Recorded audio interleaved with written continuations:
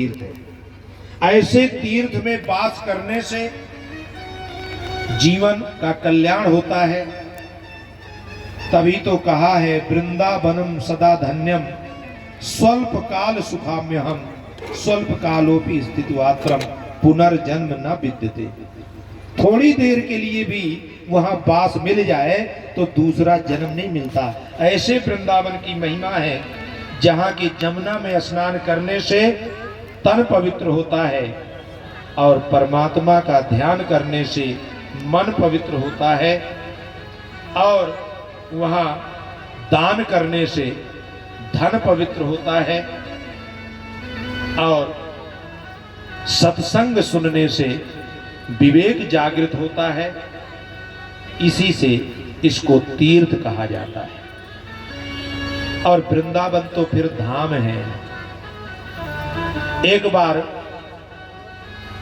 तीर्थों का राजा प्रयागराज, भगवान कृष्ण ने प्रयागराज को तीर्थों का राजा बनाया। तो सब तीर्थों से जीएसटी लेता है, लेकिन वृंदावन जीएसटी नहीं देता है। भगवान से शिकायत किया, सब लोग तो हमको कर देते हैं, जीएसटी देते हैं, लेकिन ये वृंदावन जीएसटी नहीं देता। आपने हमको तीर्थों का राजा बनाया तो इसको भी देना चाहिए। भगवान ने बड़ा सुंदर कहा। भगवान ने कहा मैंने तीर्थों का राजा बनाया है, मैं अपने घर का राजा नहीं बनाया। वृंदावन मेरा घर है। ऐसा ये वृंदावन धाम जो भगवान का घर है, कहते ऐसे तीर्थ में दर्शन करो संत का, इससे विवेक ज्ञान वैराग्य जागृत होते, भक्ति बढ़ती है। तीर्थ में कभी किसी की आलोचना नहीं करना चाहिए। थोड़ा सा भी पाप कई गुना बढ़ करके मिलता है। और गोहिंदा में पाप करो, शासन में भीतरवार में पाप करो, तो इस पाप के पश्चाताप कहां करना पड़ेगा? वृंदावन में, और तुम्हारा पाप खत्म हो जाएगा। लेकिन वृंदावन में जो पाप करोगे वो पाप कहीं खत्म नहीं हो सकता। आगे बड़ा सुंदर अद्भुत मिलन हुआ है उद्धव जी का विदुर जी का। 4 मिले 64 मिले 20 रहे कर जोर। हरिजन सो हरिजन मिले तो 20 से 7 करोड़। 4 मिले। अच्छा 4 मिले थे कि 2? एक विदुर जी और एक उद्धव जी, 2 ही तो मिले। लेकिन यहां लिखा है बोले 4 मिले। तो जब 2 मिलेंगे तो 4 मिलेंगे कौन? बोले 2 आंखें उनकी और 2 आंखें उनकी, 2 हाथ उनके 2 हाथ उनके।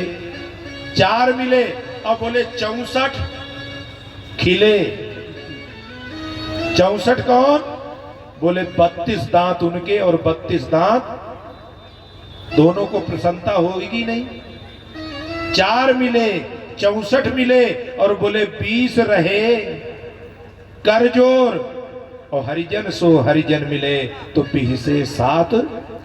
कितनी प्रसन्नता होती है। दोनों ज्ञानी हैं। विदुर में विद लगा है, विद माने ज्ञान। उधर धव उत्कृष्ट ज्ञान, अर्थात दोनों सम हैं। एक दूसरे से कुशलोपरांत पूछने के बाद भगवान कृष्ण की कथा पूछी। सुनते ही प्रेम आश्रु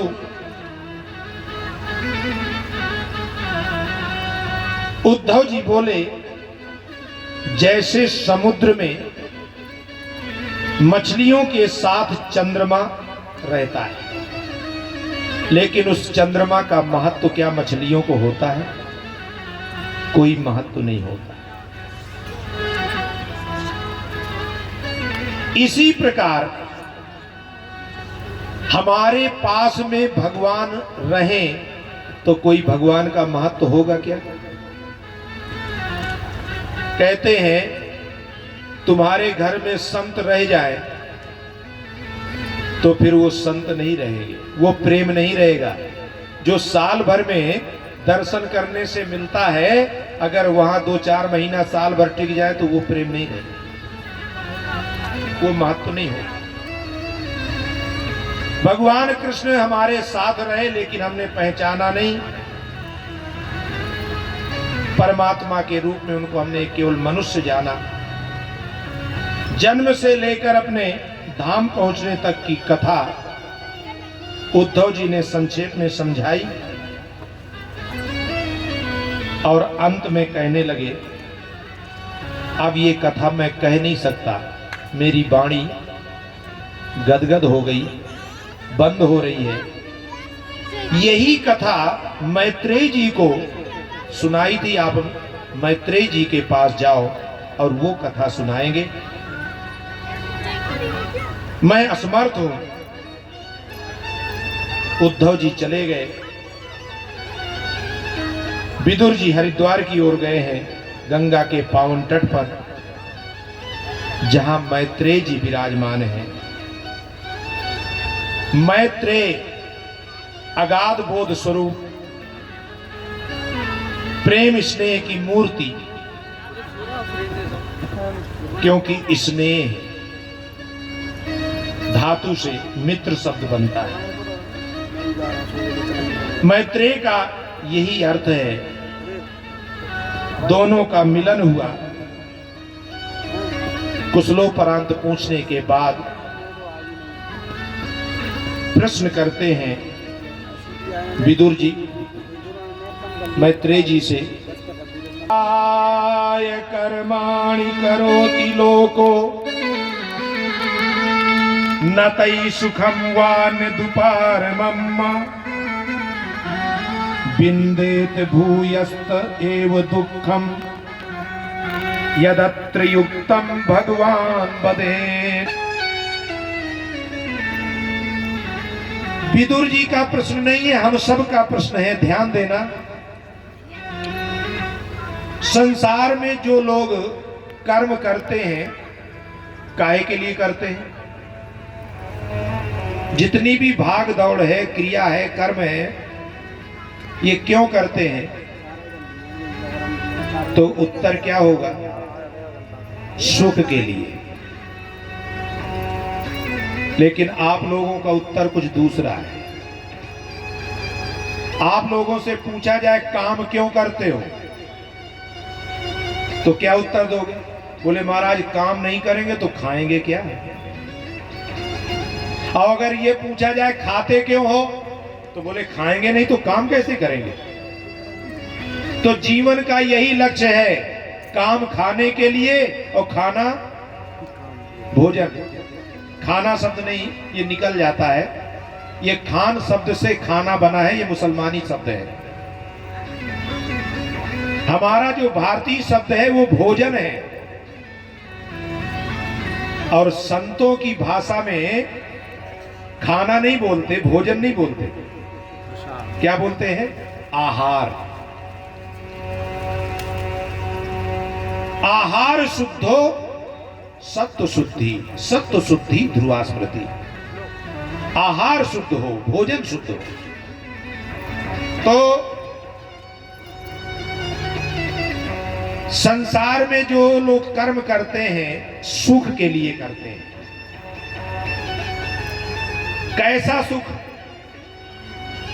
जब तक पांडाल के नीचे बैठे तब तक सुख मिले, और जैसे ही घर में जाए तो दुख का पहाड़ टूट पड़े। ऐसे ही सुख चाहते हो क्या? कैसा सुख चाहिए? हमेशा स्थायी, जो दुख में परिवर्तन ना हो। चाहते सुख है, लेकिन मिलता क्या है? सुख को मांगे सब कोई, दुख ना मांगे कोई। लेकिन सुख से दुख पहले भय